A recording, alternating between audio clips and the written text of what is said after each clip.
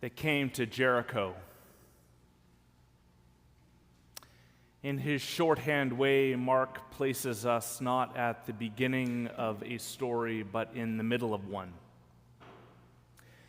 Jericho was the site of the chosen people's first conquest on their entrance into the land of Canaan.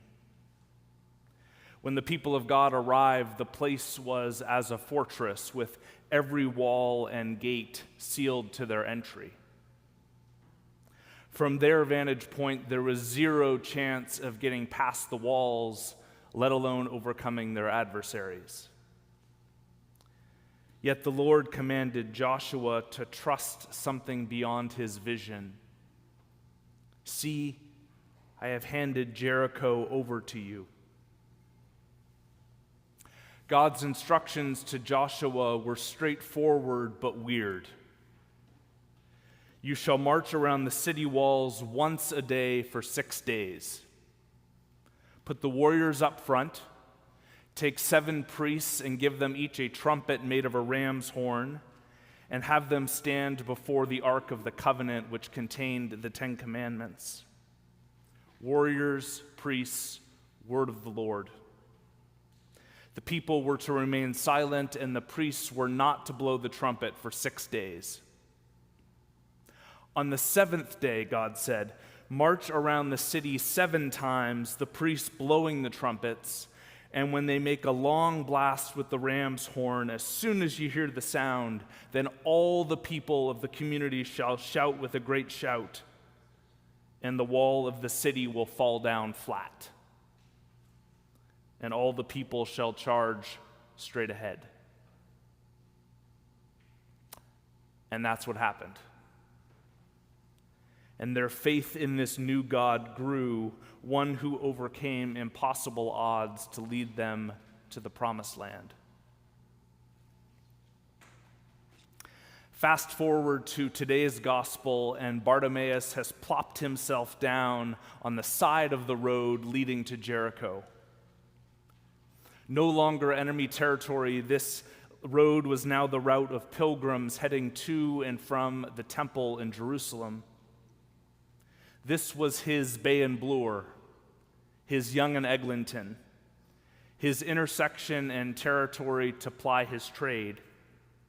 And it was a good one at that, for surely the pilgrims, moved by God or the sight of this blind panhandler, would toss a few coins his way. Bartimaeus is the first fundraiser we meet in the Gospels.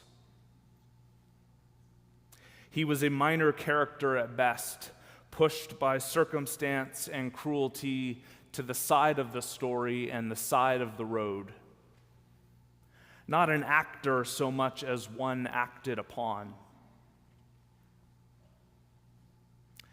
And then Jesus walked by. Blind Bartimaeus has not seen him, of course, but he's heard of him.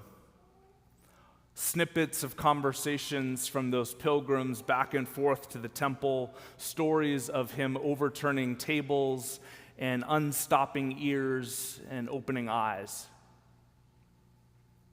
Bartimaeus knows an opportunity when he hears one. The last time the disciples sternly ordered people around, it was to get people to stop bringing children to Jesus. Shushing the kids in church so the grown-ups don't get disturbed. Were they trying to protect Jesus or themselves? Was there something about the impolite and unaffected longing of those who called out to Jesus and ran toward him that crossed into the disciples' peripheral vision and upset them? Don't remind us that just off to the side from my spiritual pilgrimage road is the pain and suffering of the world. Because I just came from church and I don't want to think about all those things. Shut up, Bartimaeus.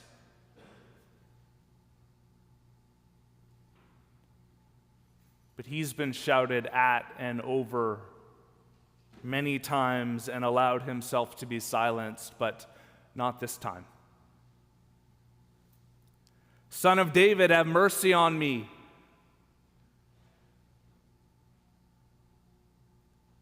Jesus stood still. Call him here. To their credit, the disciples pass along the message, and what happens next, not one single person could predict. Throwing off his cloak, Bartimaeus sprang up and came to Jesus. Like many of the poor in Jesus' day and our own, that outer garment was the only night covering Bartimaeus had. The only thing standing between the weather and the world out there and his vulnerable flesh in here. It was the clothing of last resort, so much so that the Torah forbade taking it in a pledge. That cloak he wore was also Bartimaeus' tin cup, his open guitar case. Into the folds of that cloak, the occasional pilgrim would toss their coin. Says one commentator, if his occupation is begging, and generous people put their offering on his cloak, then casting it off represents leaving behind the symbol of his occupation, as surely as James and John did with their fishing nets and Levi did with his tax collecting booth. In other words, his casting off of his cloak, his enthusiastic springing up and drawing close to Jesus, these are Bartimaeus' first act of discipleship. His first acts of leaving behind what was and learning to follow Jesus into what is yet to be. These are his acts of faith. Jesus says to him, "What do you want me to do for you?" The blind man replies, "Rabboni, let me see again." Bartimaeus gives Jesus the title of most reverence that he knew. What is translated here as "my teacher" is in fact one of only a handful of phrases in the whole New Testament that are from Aramaic. Aramaic is the language Jesus spoke. Rabboni, Bartimaeus declares. The expression occurs only one other time in the whole New Testament, and it's from the mouth of Mary Magdalene on Easter Sunday, when she mistakes Jesus for the gardener until he calls her name. And then the first words of her incredulous faith are, "Rabboni." "Rabboni," Bartimaeus prays, "let me see again." "Go," Jesus says, "your faith has made you well." Immediately he regained his sight and followed him on the road.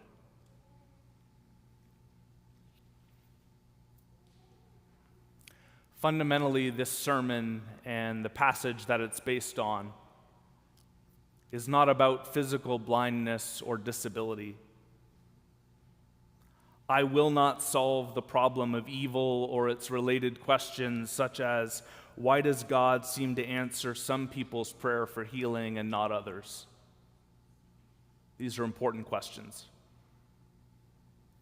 We'd also do well to compare this week's request from Bartimaeus with last week's request from James and John to sit with Jesus on the glory throne. It's as if Mark is trying to tell us the so-called sighted are blind, and the so-called blind see into the center of things. Bartimaeus starts his day, the alarm clock goes off like every other single day he can remember, go sit on the ground by the side of the road. And his day ends with springing up and following Jesus down the center of the road. Your faith has made you well, says Jesus. Also translated, your faith has saved you or healed you. If we're honest, that's what we really need. Not a pep talk or positive vibes, but full-on salvation and healing from the situation we find ourselves in. What cloaks do you and I need to cast off? What heaviness or helplessness or fear is draped like a pall over our lives?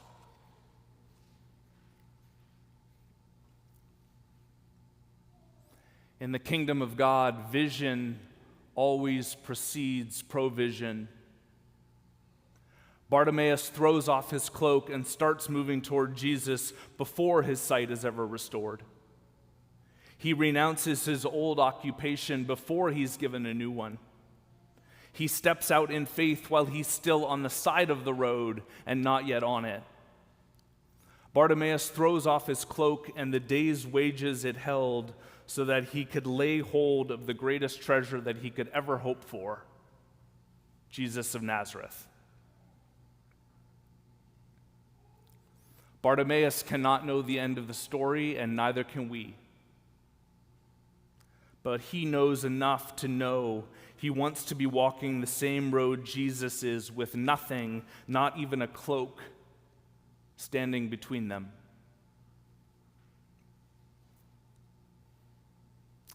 Today is Commitment Sunday for our Giving for Growth campaign. We are 85% of the way toward our bold $5 million goal to transform the future of St. Clement's. I am absolutely confident we will reach or exceed our goal if we step forward in faith. God has granted us a vision, mission, and values to serve us for the next generation, and if we follow God's vision, I'm certain that the provision will follow. If Bartimaeus was the first fundraiser in the Gospels, then the trajectory of his story has something to teach us. It's not about the money. It's about casting off whatever is holding you back from Jesus and drawing near to him. For Jesus is passing by, and the only way to keep up with him is to spring up and follow. Some of us have been afraid or embarrassed to participate in the campaign thus far because we know we can't give much or anything at all. If that's you today, I'd like to encourage you to cast off the shame or the fear. Fill out a pledge card, mark down any amount you can give, no matter how small. Every single pledge matters and receives a handwritten thank you. Some of us have made pledges at a sacrificial level. Such sacrifice looks different for each household, but suffice it to say that I have been blown away by the generosity of our community. And these gifts have been acts of faith in Jesus, a stripping away of outer garments in order to reach the center of things, and I'm so grateful. Some of us have yet to have the chance to give, and to you I would simply pass along the same message as the disciples. Take heart, get up, he's calling you.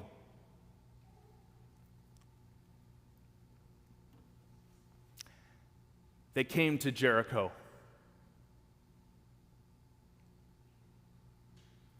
We have $750,000 left to reach our pledge goal. To some, that may seem like an impenetrable wall, unbreachable on all sides. Well, I'm here to tell you that there are some walls you turn back from, some you climb over, and some you bust through. And there are some walls you walk around for 6 days, and on the 7th day, today, the priest blows the horn and the congregation shouts together as one, and the walls come tumbling down.